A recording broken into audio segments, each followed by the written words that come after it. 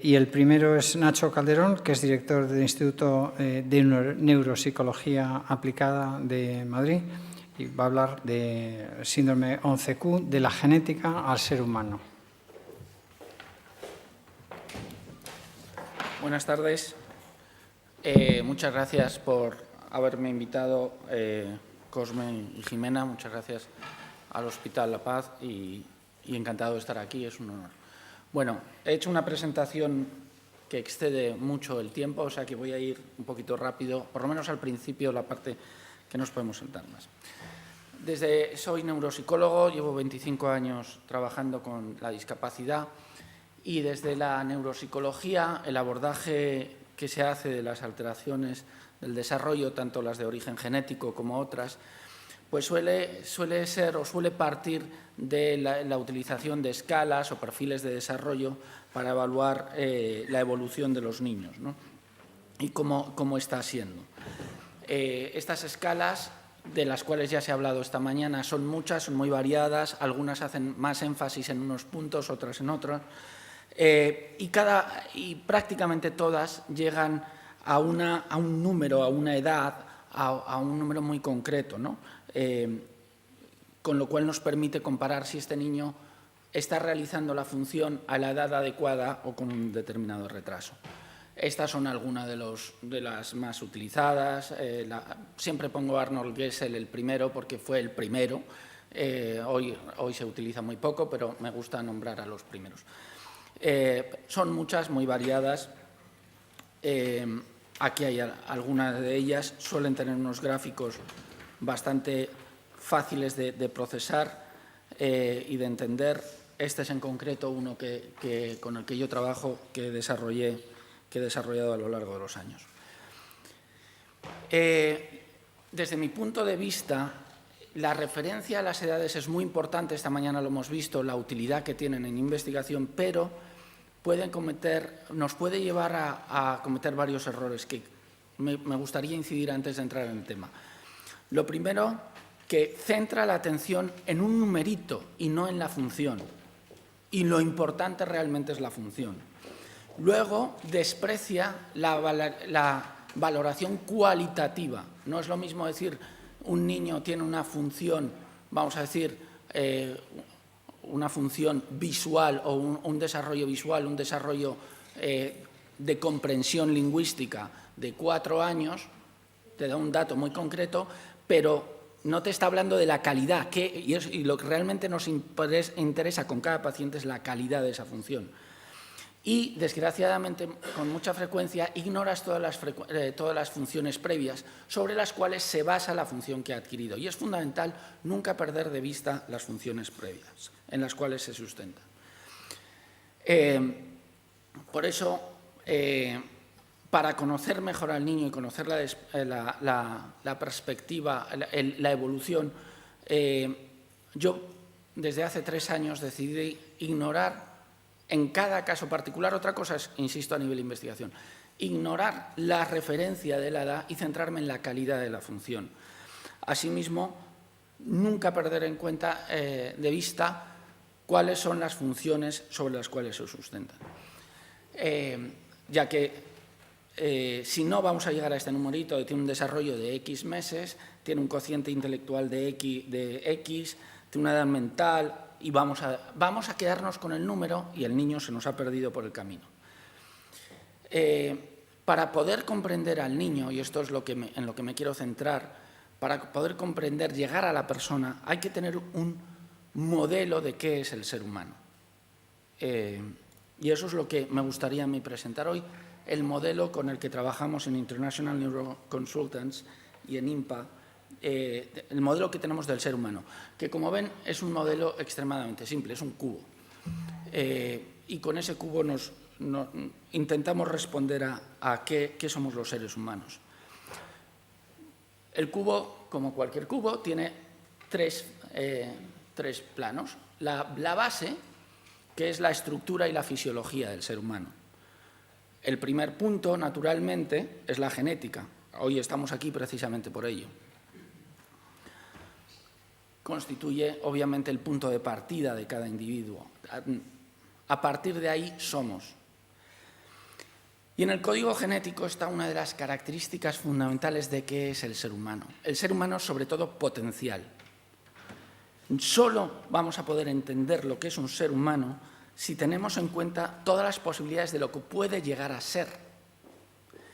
Cuando estamos tratando sobre, como hoy, sobre una alteración genética, sobre una elección, muchas veces hablamos mucho de lo que no hay, de lo que no es, de lo que no puede llegar a ser.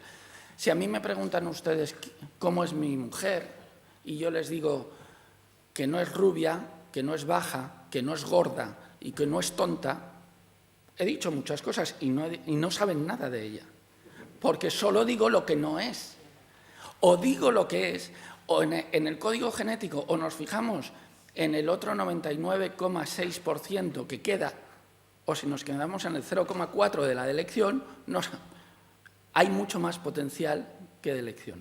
Y eso es muy importante siempre tenerlo en cuenta. Además, la evidencia, el ver cómo están en el 2017 algunas de las personas de más edad con síndrome de Jacobsen, nos permite intuir, parece indicar que la elección afecta más a los caminos que vamos a tener que recorrer o que van a tener que recorrer que a las metas en sí mismas. Y si cambiamos las metas, desde luego los caminos serán distintos, pero si cambiamos las metas es obvio que no las podrán lograr. Tanto por el síndrome de Jacobsen como por otras alteraciones genéticas con las que trabajo, sí puedo decir que si a mí hace 25 años, cuando comencé a trabajar, me hubieran dicho que las personas con algunos síndromes genéticos iban a alcanzar las cotas de funcionamiento que hoy han alcanzado, yo no lo hubiera creído posible, ni yo ni nadie, pero se está alcanzando con mayor frecuencia de lo que cabía esperar. La genética, obviamente, lo que hace es constituir la hoja de ruta, el plan, el camino que la persona tendrá que recorrer para alcanzar su potencial.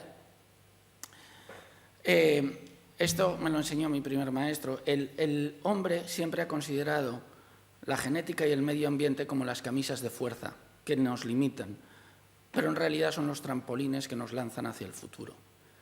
Si pensamos en no va a llegar va a tener una gran limitación, vamos a trabajar siempre a contracorriente. Si pensamos en voy a partir desde una grave hipotonía, voy a partir desde una aptosis cerebral, parto desde todas estas dificultades, desde aquí parto y ya veremos hasta dónde llegamos. Pero ya veremos hasta dónde llegamos. Yo no pongo a priori los límites, porque tengo un gran trampolín que me está lanzando. Lógicamente, a partir de la genética, voy a tener una anatomía. La persona es cuerpo, no solamente cuerpo, pero es cuerpo. Y, por tanto, esa estructura corporal, tanto externa, esta mañana hablaba la doctora Teresa de la importancia del reconocimiento de las posibles alteraciones faciales, como también las posibles alteraciones internas, naturalmente van a delimitar el potencial inherente a esa persona. Y hay que estar muy atentos a esas características físicas para que actúen en nuestro beneficio o que por lo menos no impidan lo menos posible, ¿no? Y anatomía, por supuesto, hacemos referencia a forma, topografía, ubicación, disposición y la relación entre los componentes entre el ser humano, y como ven uso una referencia muy sofisticada que es la Wikipedia. Fisiología, además de la base genética y anatómica, sí, tenemos los órganos, pero como hemos visto esta mañana, en gran medida, aparte de tener los órganos, tienen que funcionar bien, ¿no? El funcionamiento de los sistemas nerviosos, diferentes sistemas. Y en el caso del síndrome 11Q, vamos a fijarnos muy particularmente en el sistema cardiológico, como hemos visto esta mañana, por supuesto en el sistema de coagulación, en el sistema nutricional, en el sistema ventilatorio, en el sistema gastrointestinal, en el sistema inmunológico, todo lo que hemos visto esta mañana. Y por último, pero no menos importante, a nivel básico, está la organización neurológica. término de organización neurológica fue definido por primera vez en la literatura en 1959 por el psicólogo Karl de Lakatos. La definición que Karl de Lakatos escribió en un libro que se llama Tratamiento y prevención de los problemas de lectura es extremadamente extensa, son 3 folios, y yo he preferido utilizar la del Dr. Lewin, que en un libro que el título es ese, Organización Neurológica Humana, lo definió muy claramente. Es el proceso mediante el cual un ser humano sujeto a fuerzas medioambientales alcanza el potencial a su código genético. Ahí es una definición que me gusta mucho porque lo tiene todo. Tiene el potencial inherente al código genético, pero para que ese potencial sea alcanzado va a tener que, las fuerzas medioambientales van a tener que ser las adecuadas. Si las fuerzas medioambientales son adecuadas, el potencial es más fácil que lo alcancemos. Si las fuerzas medioambientales son inadecuadas, no importa que el código genético sea excelente, ¿no? Lógicamente, por organización neurológica hacemos referencia a la estructura del sistema nervioso, a la estructura que en nuestros genes está establecida para crear los diferentes órganos. En realidad, el cerebro, eso que llamamos cerebro, es un conjunto de órganos, es un conjunto de estructuras superpuestas, y como hemos visto hay genes específicos para la creación de esas estructuras, pero una vez creada la estructura, en el momento del nacimiento, todavía no está completamente organizada, y es ahí donde hablamos de organización neurológica, cómo esa estructura básica va a tener que llevarse hasta un nivel de organización el máximo posible. El trabajo desde la organización neurológica, que es todo lo que hacemos en INPA, se trata de ofrecer estimulación y la oportunidad motora, que ha demostrado que si se aplica de manera sistemática va a lograr aprovechar esa plasticidad de la organización neuronal hasta los máximos niveles de funcionalidad de esa persona, que lógicamente son extremadamente variados. Y esa es la base del ser humano, su genética, con su anatomía, su fisiología y su sistema nervioso. Este nivel básico, si faltara o fallara cualquiera de los elementos, naturalmente la existencia de la persona sería inviable. Si no hay genética, no hay persona; si no hay anatomía o un fallo grave de la anatomía, no hay persona, etc., ¿no? Las alteraciones en este nivel básico hacen referencia habitualmente al origen de la alteración. En el caso de genético, como es hoy, pues un síndrome de Jacobsen. Hay otros síndromes, lógicamente, que todos conocemos. Si la alteración no es en el sistema... No sé de dónde nos viene el pitito.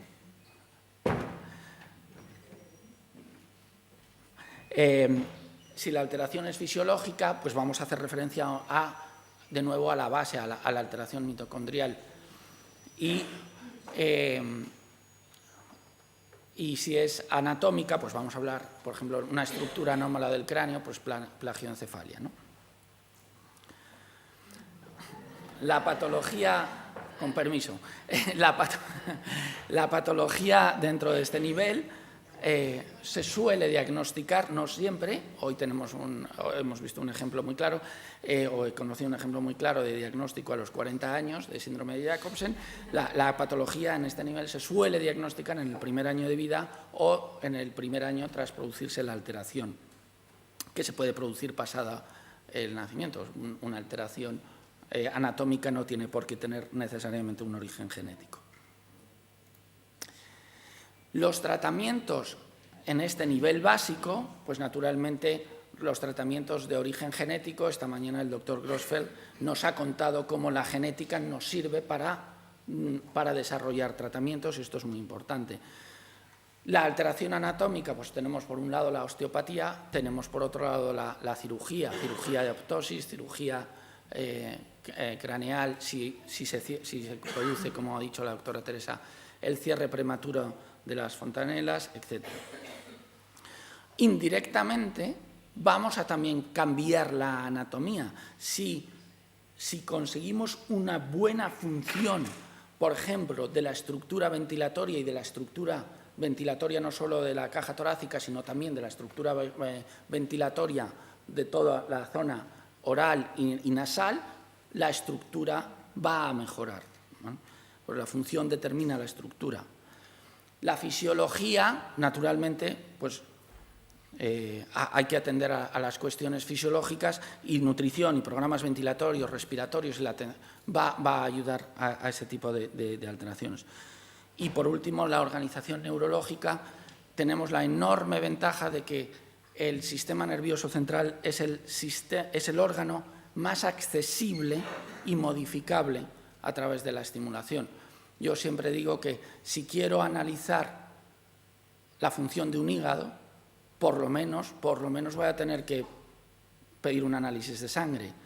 Pero si quiero analizar la función de un sistema nervioso, me basta oírle a esa persona hablar, me basta oírle leer, me basta verle escribir, me basta ver cómo camina. Estoy evaluando función del sistema nervioso. O sea, es muy accesible a la evaluación, y además es muy accesible al tratamiento. Yo siempre digo, si quiero tratar un hígado, al cambiar un hígado, puedo o darte medicación, o darte una patada, o darte un whisky. Y cualquiera de esas tres cosas alteran la función hepática. Pero si quiero cambiar un sistema nervioso, me basta hacer una determinada estimulación de una manera repetida y concreta, y estoy alterando las conexiones sinápticas. El siguiente nivel, dentro de este cubo, ya vamos hacia arriba, es el nivel relacional. Le hemos llamado el nivel relacional porque están los 4 pilares que nos permiten relacionarnos con el mundo. En primer lugar, los sentidos, que son la fuente de recibir información, la vía de entrada a nuestro sistema nervioso central. Lo que significa que si los sentidos no están en óptimo estado, la información que va a llegar al sistema nervioso va a ser o insuficiente o inadecuada para llevar un procesamiento ineficaz. Y esta mañana, en una de las estadísticas que ha puesto Teresa, era muy interesante ver cómo había un altísimo porcentaje de problemas visuales, altísimo porcentaje de problemas auditivos. No ha hablado de problemas vestibulares, pero se encuentran mucho más frecuentemente de lo que... Si los sistemas sensoriales no están en funcionamiento óptimo, entonces la información que llega no es óptima. ¿Cómo vamos a esperar una respuesta adecuada? Es muy importante, por tanto, asegurarnos que es óptimo, no conformarnos con que no existe patología. Una cosa es que no exista patología, por ejemplo, un niño puede tener una adecuada agudeza visual. Perfecto. Qué bien, no necesita gafas. O si necesita gafas puede ser corregida gracias a unas... o si tiene unas dioptrías puede ser corregida gracias a unas gafas. Pero hay que asegurarse que, por ejemplo, tiene una correcta coordinación ocular, una correcta binocularidad, una correcta estereopsis. Si no tiene una adecuada visión de profundidad, por ejemplo, a la hora de estar en clase y tener que copiar de la pizarra, puede tener dificultades, puede ir mucho más lento. Y entonces dices, no, pero si ve bien, efectivamente ve perfecto, pero no tiene una adecuada función. Y al igual que el desarrollo motor tiene unos hitos y un proceso muy concreto, muy conocido, también el desarrollo sensorial tiene una serie de procesos que deben cumplirse para asegurarnos que el niño puede funcionar adecuadamente, y desgraciadamente hay veces que son sobreestimados o son dados por hecho, ¿no? Si la información, o una vez que tenemos la información que llega al cerebro, el siguiente nivel es la movilidad. Pero la movilidad, por supuesto, es la capacidad de desplazamiento, pero no solo eso. La movilidad realmente constituye la columna vertebral de la organización neurológica. Y tenemos que entenderla como la herramienta fundamental de trabajo.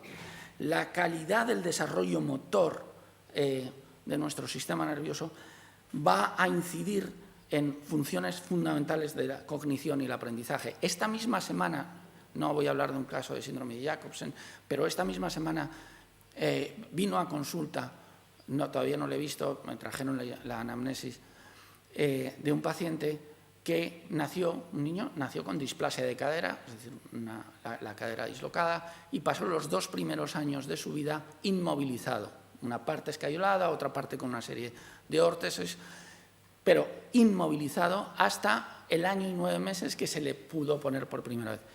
Claro, ese niño, ahora lo que estamos viendo, y está el pobrecillo en 5º de primaria, estamos viendo una serie de déficits y una serie de dificultades porque su desarrollo motor no fue armónico y no ocurrió adecuadamente.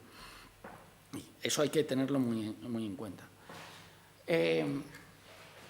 Citando a John Ratey, que es un autor que es de divulgación, pero explica las cosas muy, muy claramente, dice: cada vez hay más indicios de que el movimiento es crucial para cualquier otra función cerebral, entre ellas la memoria, la emoción, el lenguaje, el aprendizaje.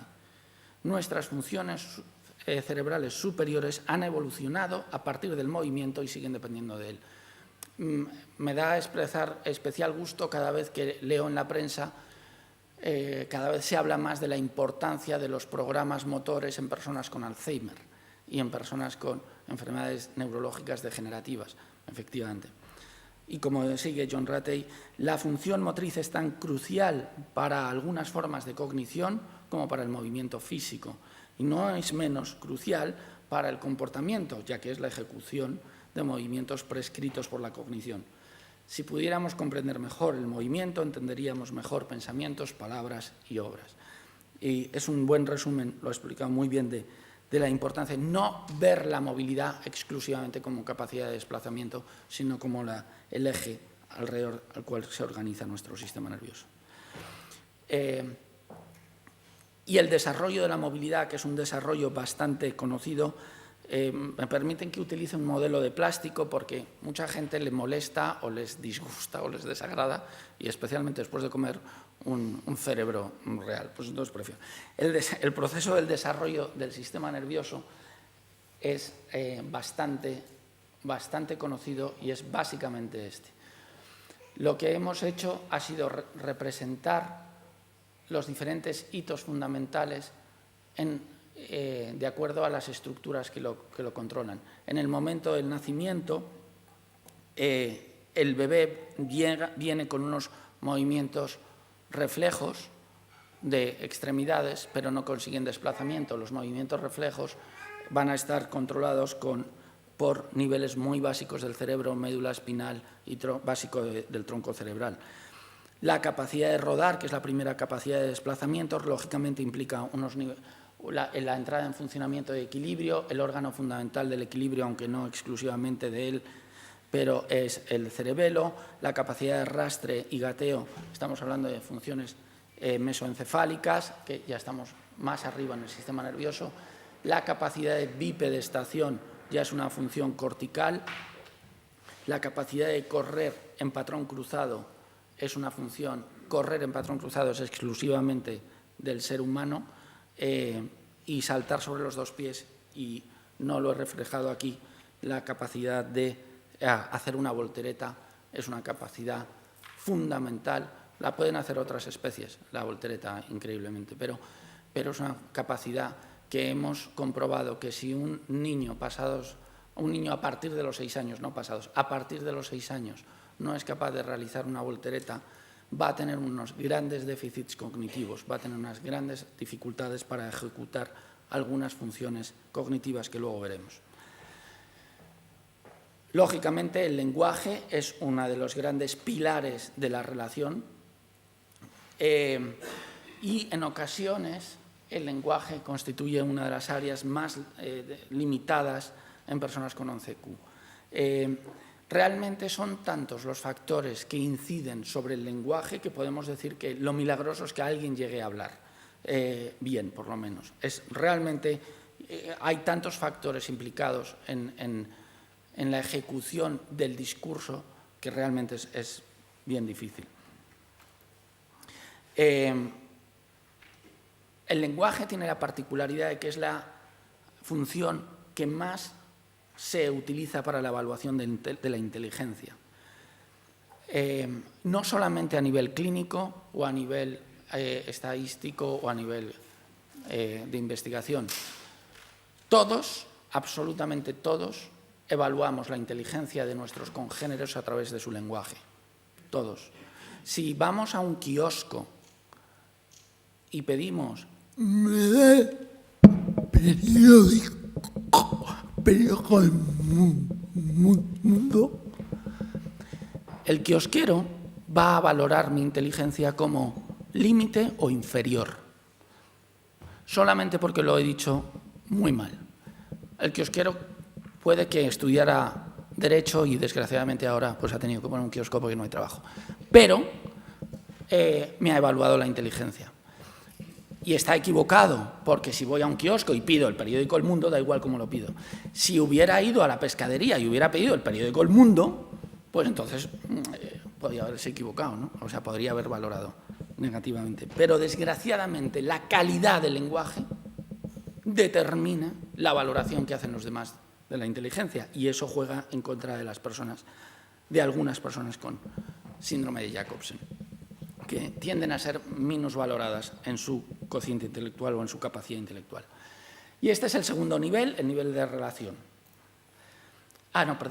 Me faltaba la manualidad, que es el gran elemento transformador del entorno. La manualidad. La manualidad y la capacidad transformadora de nuestras manos, antropológicamente es previa, pero tiene una altísima relación con la capacidad transformadora del lenguaje y del pensamiento. De ahí que, tengo que decir desgraciadamente, cuando existe una alteración grave del lenguaje, tiende a haber una dificultad grave de la manualidad. Van íntimamente asociadas. Esto supone un grave hándicap para muchos niños, porque vemos muchos niños con problemas de lenguaje que en el colegio lo pasan mal, pero es que además escriben muy mal. Y en cambio, el que a pesar de su alteración genética tiene un buen lenguaje, habitualmente tiene una buena función manual. Así que los pobrecitos que no solo hablan mal, además tienden a escribir mal, con lo cual el abordaje desde el colegio se les dificulta mucho.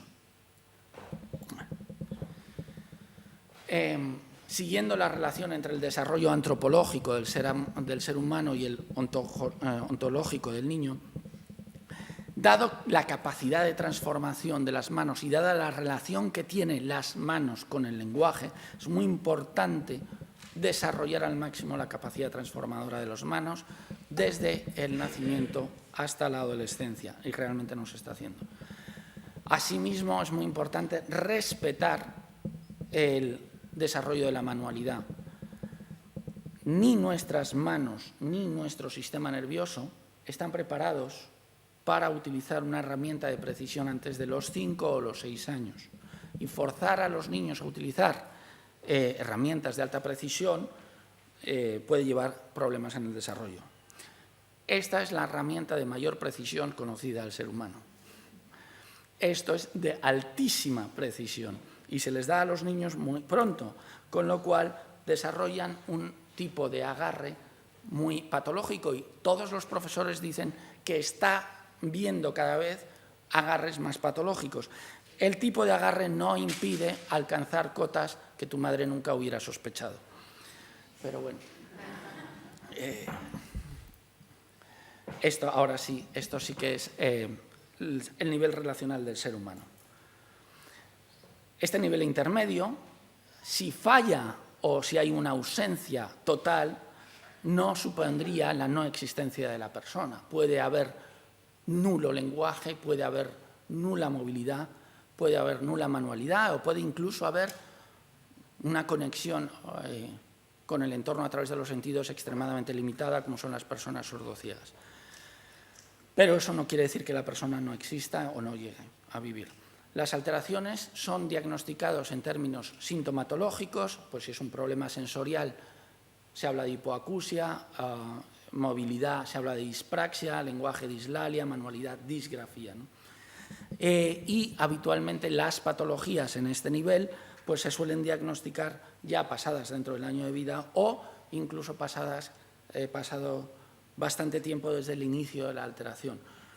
En la anamnesis que realizamos en el INPA, es una anamnesis que es un sistema de filtrado. Hay familias que renuncian a completarla y ya no vienen nunca. Son 25 folios los que le pedimos a las familias que los rellenen.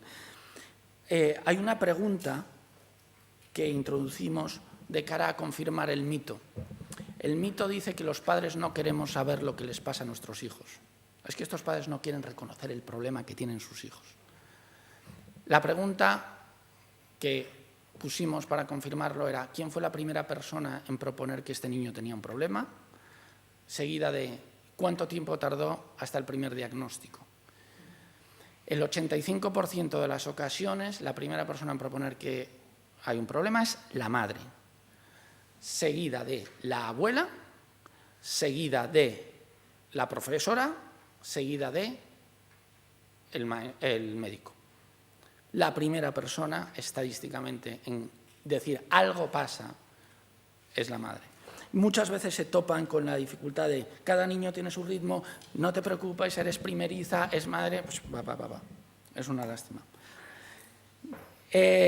Nivel relacional, los tratamientos, pues obviamente si la alteración está en los sentidos, pues vamos a tener lentes o gafas, audífonos, ejercicios visuales, auditivos, masajes, balanceos, etcétera, etcétera. O sea, todo un elenco de técnicas, ¿no? En movilidad, pues toda una barbaridad de elenco de terapias motoras y de fisioterapia, etcétera. Pero, insisto, más allá de la fisioterapia, porque la fisioterapia está muy limitada, muy dirigida al desarrollo per se del desarrollo motor, no como desarrollo neurológico. En lenguaje, pues todas las terapias de lenguaje que se pueden hacer, y en manualidad quedaría la terapia ocupacional, aunque podemos hacer otras más. Y por último, llegamos al nivel superior, que yo le llamo el nivel sintomatológico. Es el nivel donde se aprecian más claramente los síntomas y donde todo el mundo entiende que algo está pasando. Puede que el origen, como ve en este caso, está muy abajo, está justo en el extremo contrario, pero los síntomas naturalmente se ven en este nivel. Lo primero es aprendizaje, aunque aprendizaje a mí me gusta referirlo no solamente a la fase formal, al niño está en el colegio. El aprendizaje se realiza a lo largo de toda la vida. Yo, desde luego, hoy he aprendido muchísimo y espero seguir haciéndolo. O sea que no solamente me refiero a la fase formal. Hay que tener en cuenta el aprendizaje de las relaciones sociales, el aprendizaje de portarte bien porque están los abuelos delante, o sea, el aprendizaje de todo, ¿no? Y hay que reconocer que el aprendizaje, en la mayor parte de las ocasiones, es absolutamente inconsciente, no nos sentamos delante de un libro y es sin esfuerzo, ¿vale? Y tenemos que atender no solamente al formal. Atendiendo al formal, hay que tener en cuenta que depende de 3 factores que habitualmente son ignorados. El primero es el estado de los sentidos. E insisto, no basta con decir ve bien, oye bien. Hay que qué bien que eso está funcionando adecuadamente, pero además cómo son los procesos que está llevando, ¿vale? 2, el estilo de procesamiento del sujeto. No todos aprendemos de la misma manera y hay que adecuar el estilo de enseñanza, el estilo de aprendizaje si queremos tener éxito y, por supuesto, el estado emocional del niño, también del maestro, obviamente. El hecho de que sepamos las dificultades de aprendizaje de una persona debe llevarnos a la enseñanza, a buscar medios alternativos, no a un conformismo respecto a sus capacidades y límites establecidos a priorísticamente en base a otros casos que han tenido menos oportunidades. Hay una frase que me consigue afectar a mi hígado, claramente, que es cuando voy a un colegio para hacer el seguimiento de un caso, pongamos una persona con síndrome de Down. Y me dice la profesora, uy, sí, ya hemos tenido una, ya sé cómo funciona perfectamente. Es indignante. O sea, ya hemos tenido una. Ay, ¿y habéis tenido alguien que se llame también Rocío? porque es que todas funcionan igual, las rocías, todas, no, o sea, es porque una o 10, me da igual, o 100, o 1000, hay que ir a cada caso. Lo siguiente, naturalmente, es el pensamiento. Pensar es la capacidad que tenemos las personas para formar ideas o representaciones de la realidad en la mente y relacionar esas ideas y esas representaciones unas con otras. Son muchos hoy en día los procesos que ya conocemos. Bueno, pues no hace falta ni siquiera leerlos todos. Quiero decir que no basta. El abordaje del pensamiento es un abordaje extremadamente complejo. Es muy interesante ver qué habilidades de pensamiento tiene cada niño para potenciar las que mejor utiliza y desarrollar las que más le cuesta, y que no podemos dar por hecho que todos utilizan todas de la misma forma. En los seres humanos el pensamiento y el lenguaje están íntimamente ligados, sin embargo, no podemos pensar que sin lenguaje no existe pensamiento. El ejemplo paradigmático, obviamente, es Helen Keller, quien, siendo sordociega a partir de una meningitis con 1 año, no adquirió lenguaje, en el sentido no oído, sino no adquirió lenguaje de ninguna forma, no adquirió el concepto de palabra hasta los 6 años. Y les recomiendo que vean la película Helen Keller, la versión del 39, en la cual está basada en la autobiografía de Helen Keller, que es la autobiografía desgraciadamente ya no se encuentra, pero merece la pena. La escena en la cual Helen Keller, con 6 años, descubre la palabra es espectacular. Es espectacular y describe muy bien qué ocurre en un sistema nervioso. Naturalmente, no solo somos pensamiento, somos principalmente o eminentemente afectividad también, somos seres afectivos, y la afectividad está controlada por el sistema límbico. El sistema límbico es esa estructura que hemos visto que está justo antes de la corteza cerebral, lo cual significa que toda la información que llega a la corteza pasa y es teñida o coloreada por el sistema límbico. Y lo mismo lo que expresamos. Y las emociones son esos elementos vitales que consiguen acceder a corteza y conseguimos identificar y reconocer. Pero todo lo que llega y todo lo que sale, sobre todo lo significativo, va a tener un componente afectivo. Obviamente cualquier persona con síndrome de ONCQ, todas sus experiencias están matizadas y están coloreadas por el componente afectivo. Muchas personas en esta sociedad creen que las personas con un síndrome genético no deben llegar a nacer porque van a sufrir mucho, y que los papás y los abuelos, como lógicamente todos, queremos evitar que nuestros hijos sufran. Pero vivir es inevitablemente asumir unas dosis variables, rara vez son pocas, de sufrimiento, y pretender evitarlos, mutilar la capacidad vital o la experiencia vital. La vida implica también alegría, diversión, cansancio, esfuerzo, satisfacción. No podemos negarles nada. Si los padres hubieran querido negar el sufrimiento a sus hijos, la historia se hubiera acabado con Caín y Abel, porque Abel lo pasó un poco mal y Caín pues también. Y pues a partir de ahí ya se acaba, ¿no? O sea, que no queremos que nuestros hijos sufran. Los primeros conocidos o los primeros que hay en la literatura ya sufrieron. A partir de ahí... Y, por último, la sociabilidad.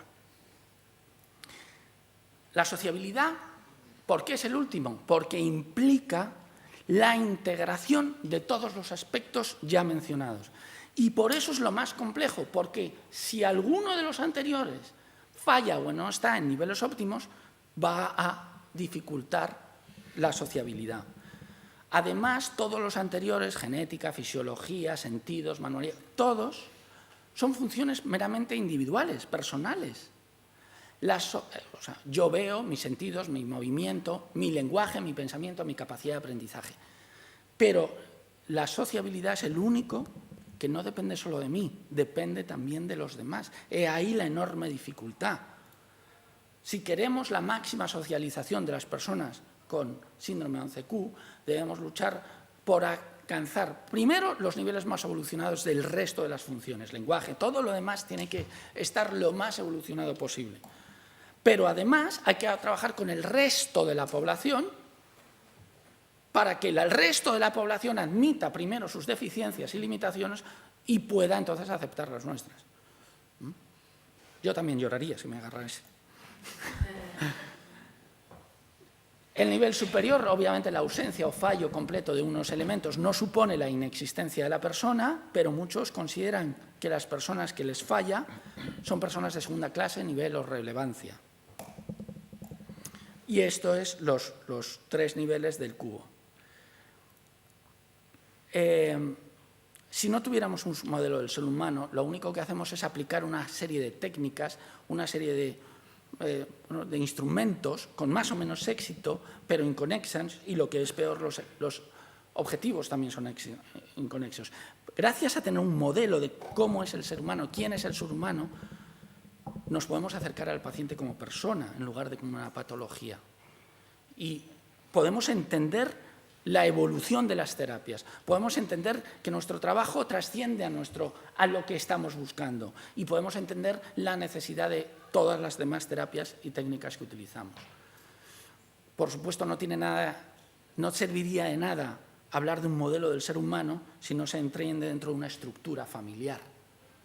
Si no hay familia, si no valoramos a la familia, no tenemos en cuenta a la familia, estamos perdiendo de vista al niño. No tiene nada que ver un mismo niño según la familia en la que haya caído. Además, es una estructura dinámica, lógicamente en proceso de cambio constante y además en un contexto sociohistórico muy concreto que puede ser más o menos rico. Habrá que ver. La idea es que al final es mejor construir a un niño que reparar a un adulto y nuestro objetivo debe ser el ser humano completo. Muchas gracias.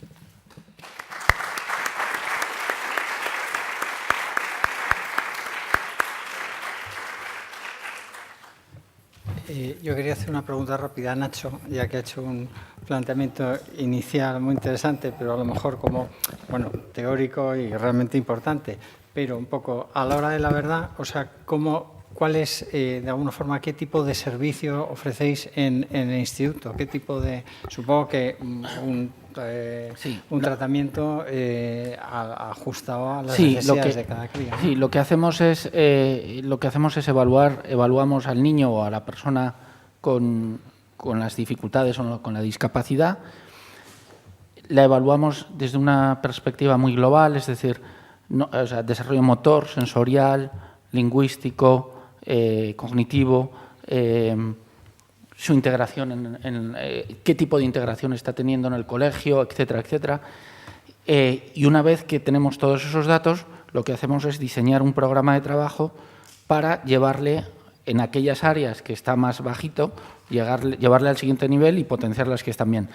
Y ese programa, la particularidad que tenemos es que se lo enseñamos a las familias para que lo lleven a cabo en casa, no lo hacemos en nuestro centro, sino que llevamos el tratamiento a casa. La mayor parte de los casos hacen en la terapia el padre o la madre, la madre, el padre, son muy pocos los casos que lo hacen, no, habitualmente es la madre, y cuando la madre no lo puede hacer, pues o bien se busca una prima, una tía, o se busca un terapeuta.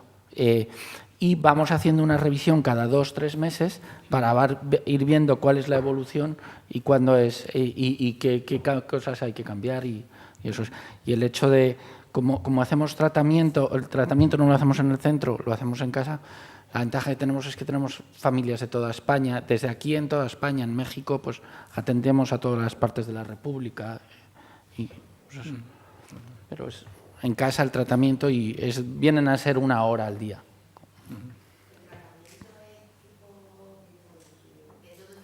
Sí, lógicamente, o sea, depende de las dificultades que tenga, pero habitualmente cualquier niño vas a tener que tener una parte de terapia sensorial, vas a tener desarrollo visual, auditivo, táctil, vestibular, vas a tener desarrollo motor, naturalmente, como hemos visto, no solamente por la cuestión de desplazamiento, sino porque es la columna vertebral de la organización neurológica. Vas a tener dependiendo de la edad, programa intelectual. Para nosotros el programa de lectura y de escritura es fundamental y intentamos iniciar a los niños, si son pequeñitos, intentamos iniciar pronto para que no partan con desventaja, sino que lleguen al colegio con ventaja. Y luego también nos ocupamos en cierta medida de la parte social, ¿no? O sea, intentamos dar pautas para las cuestiones sociales. Si el niño tiene menos de 5 o 6 años, normalmente un día le hemos evaluado, y si tienen más, o sea, a partir de los 7, si están ya escolarizados leyendo, escribiendo, hay muchas más funciones que evaluar, le dedicamos 2 días. 2 sesiones. No, eso sería ideal. Eso sería... No, claro, no. O sea, pero me da igual que seáis de la vuelta de la esquina. O sea, lo ideal sería ir al colegio, pero lo cierto y verdad es que son muy pocos los colegios que nos permiten la entrada. Lo que sí es cierto es que muchas veces, una vez hemos evaluado al niño, hemos diseñado el programa de trabajo y hemos entregado el informe, sí podemos dar muchas pautas al colegio. Y ahí el colegio, cuando ya ve las pautas, muchas veces nos reclama que vayamos. No, lo más lejos que he llegado a hacer por una tutoría fueron 350 kilómetros y juré no volver a hacerlo porque casi me echan a patadas, así que fue importante. Pero hoy en día tenemos Skype. O sea, te quiero decir, yo el otro día estaba en Pachuca, México, y tuve una tutoría con un colegio de Canarias. Y fue enormemente productiva. Hace años, o sea, cuando me fui ahí a 350, a Motilla de Palancar fui. Cuando fui a Motilla de Palancar desde Madrid, no había Skype y me fui y fue a pelo. Pero ahora, pues gracias a Dios, la tecnología avanza, que es una barbaridad. Sí. ¿Alguna pregunta más? Si no, yo creo que... ¿Con qué frecuencia hacéis seguimiento? Sobre todo para los que estamos fuera. Lo ideal son entre 2 o 3 veces al año. Es decir, lo ideal serían 4 veces al año. Para, por ejemplo, los pacientes que atiendo en México, yo les veo 3 veces al año.